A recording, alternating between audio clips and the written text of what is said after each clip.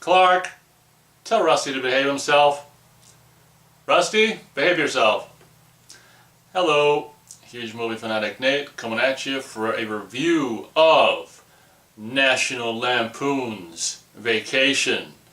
Now, back in December, I think I reviewed National Lampoon's Christmas Vacation. I think at that time I said I should really review Vacation and European Vacation, but because those are like summer vacation movies, I didn't feel, and being an anal bastard, I didn't feel like I could review those in the winter because particularly with, well, both of them, but this one, it's a family during the summer in, the United States, and they take in a road trip, and I wanted to actually review, both of these movies, Vacation, European Vacation, in the summer, because they're summer movies. They take place in the summer. So now that it's summer, I thought, it's like summer is more than half over, and it's like ticking away.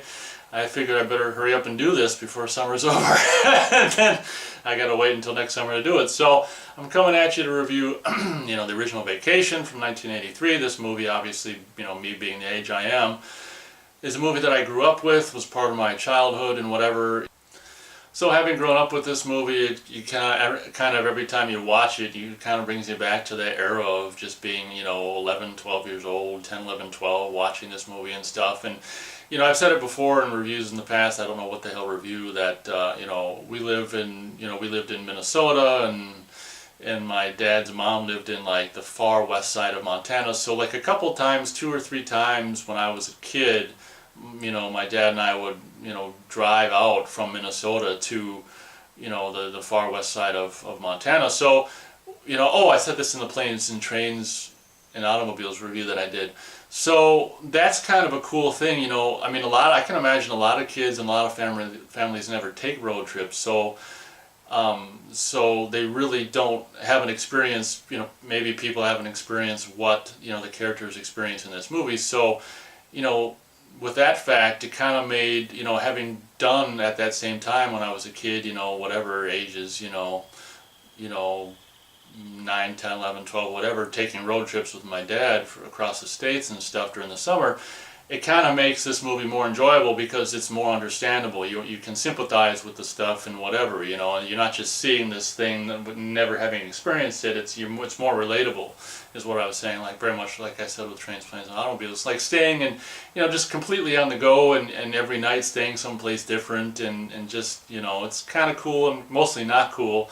And I don't really plan to ever do a road trip like that again because I could leave it rather than take it. So this movie, obviously written by John Hughes and came out in 1983, is more or less fantastic. Obviously I'm probably a little biased because I grew up with this movie.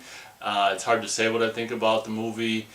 Just, like if I saw it for the first time now, I probably wouldn't think nearly as much of it as I do now because I grew up with it. My dad, as well as I, just absolutely loved Chevy Chase, and it was very much, my dad was kind of goofy that way, so I think he kind of, identified with Chevy Chase's brand of humor and, the meaning, particularly the character of Clark Griswold, the well-to-do, or the guy who means well, but, maybe is, maybe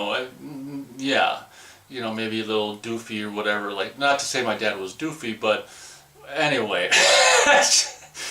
So my dad and I really loved the classic Chevy Chase, particularly in the Clark Griswold role. Of course, he was pretty much the same thing in everything he did, so I guess it doesn't really matter. But the Chevy Chase of the glory years, the 80s, and we'll just say the 80s, was I still love that, and because I grew up with it and stuff. It's still. I think there's like a lot of pollen in the air. But, so I think the movie's pretty cool. How's it open? Oh, yeah, it opens with the fantastic credits in that song, which is, just whatever, pretty famous or amazingly used in the movie. But I love how the opening credits are. They show all these postcards and all these, attractions and stuff, and showing how goofy kind of like tourist traps and stuff are around the, United States and stuff like that. I think the movie, the way it opens with those postcards is absolutely perfect and fantastic, and obviously they're going to get their, their anoric blue I've always wanted to see what the hell, you know, like the car that he ordered actually looked like. We never get to see what it's supposed to be, and I've always wanted to actually see the Antarctic Blue, whatever the hell it's called, sports wagon, and the optional rally fun pack. But obviously you've got, you know, Eugene Levy, who was you know, a guy who was it, I want to say SCTV or whatever. He did some comedy TV thing back then before this movie, I think. But Eugene Levy has a bit part at the beginning. I just, you know, I guess, you know, the first vacation for me is just the best. I mean, it just, you know, oh, it also should be noted that I just, you know, this is my favorite Russ and Audrey. I mean, obviously, whatever is Anthony Michael Hall is rusty as far as I'm concerned, and the other people who played him over the years is just like, yeah, take a hike, Jack. The girl, whatever her name is, who plays Audrey is just like, well, she's frickin', I don't know if she's too young in this movie for me to say this, but she's really cute, and, you know, stuff like that, and maybe that's all I'll say. But I mean, what I love about this movie is, well, I guess they did it in the other ones too, but they really, you know, they balance out really good with, like, you know, we'll see Russ's exploits with, you know, when they go to Eddie's and he's paired up with the other kid, and then Audrey's paired up with this other girl, and whatever. So obviously what I think so ironic about this movie is, you know, Beverly D'Angelo is just like at her prime, and whoa mama, she's freaking great, and, you know, just hot and just sexy in this movie and stuff. And the irony is that you've got this, you know, this is Christy Brinkley's first appearance in a movie apparently, and it's like she's this like super, you know, supposedly super, I mean, she's cute, you know, she's not ugly or anything like Clark says she is in the movie, but you know, if you were to, you know,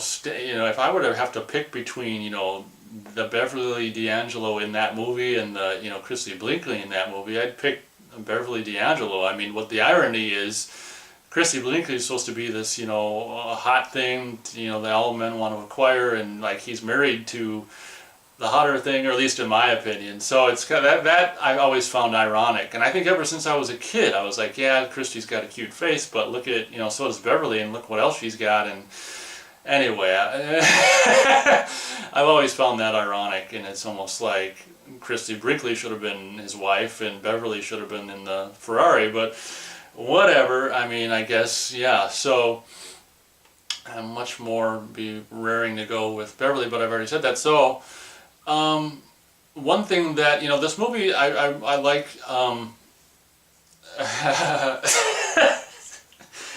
you know, I like this movie for the most part. The bit that I don't like, I think I used to not really watch when I was a kid. When I was a kid, I didn't used to watch movies just from the beginning to end. I used to just like watch whatever parts I liked and stuff. And I think, you know, I would generally watch this movie from the beginning to the end, except for when I got probably to the thing that I don't really like is when it gets to when they actually get to Wild World, and the rest of the movie, I don't like that. It takes this turn very much like with the second one does as well, where it's just this, I don't know, it just takes this turn that I don't really like, where he gets a BB gun and goes in there, and it's just, I've never liked that, and I never will like that last part of the movie where they basically take, you know, they force John Candy, who's doing his best Rick Moranis impression, to to take him on rides by BB gun point and shooting him in the butt, and yeah, I don't like all that crap and stuff like that. And then when the guy who's supposed to be like Walt Disney appears, and no, I'm not going to press charges like that's realistic. Of course it's a movie, but anyway, at the end of the day, we're going to give National Lampoon's, Vacation, probably 3 1/4 stars out of 4.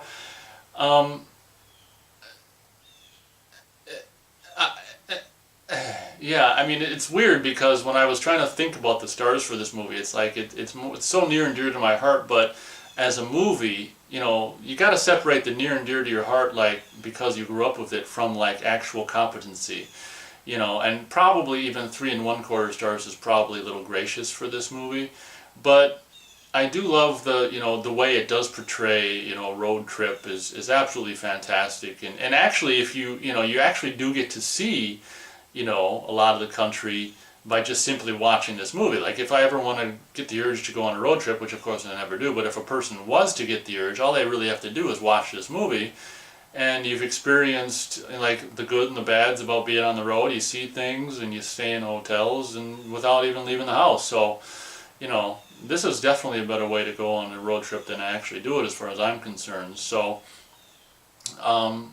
you know, like I say, I think I've already said it, this is my most favorite vacation movie, and I'm sure it will be my most favorite vacation movie for the rest of remainder of whatever, because just the glory days of, you know, the youngest version of all these people, Chevy Chase and Beverly D'Angelo and stuff, and my favorite Russ and Audrey pairings. Incidentally, I think the 20th anniversary DVD, they had commentary with the Chevy Chase and Anthony Michael Hall and the girl who played Audrey, and I remember the girl who played Audrey just got like such a great, she seems like just such a nice person in reality, like just a great, you know, like innocent, just kind personality and stuff, so whatever. Okay, so I have a crush on the girl who played Audrey, give me a break.